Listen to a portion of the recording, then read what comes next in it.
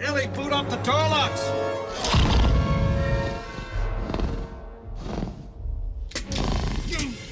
On the rare occasion I feel comfortable enough to share some of my anxieties or fears, it's not uncommon to receive responses back that sound like church speak.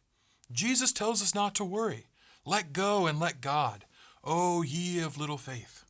This always leaves me wondering, are you the bravest person I've ever met in my life?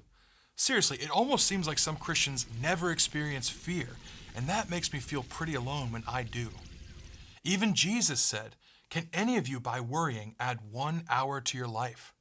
Paul said, "Be anxious for nothing." So the Christian way must be devoid of anxiety. Maybe that does make me less of a Christian. But if this is my mindset, I'm forgetting that Jesus is encouraging his followers who are worried about their lives, their finances, their government, their families, to trust in him.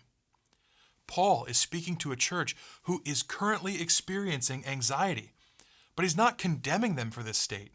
He's teaching them a method of escaping it, which, in this case, happens to be practicing gratitude towards God. Paul wasn't telling them to ignore their anxiety, he was helping them to navigate it. Comments like these are often made with good intentions, and sometimes these sentiments are helpful, but after a while, it can just start to sound a lot like just ignore the problem and hope it goes away on its own. But God doesn't want us to ignore our problems. He wants us to take an active role in our climb, and ignoring these chasms looks a lot like giving up and turning back.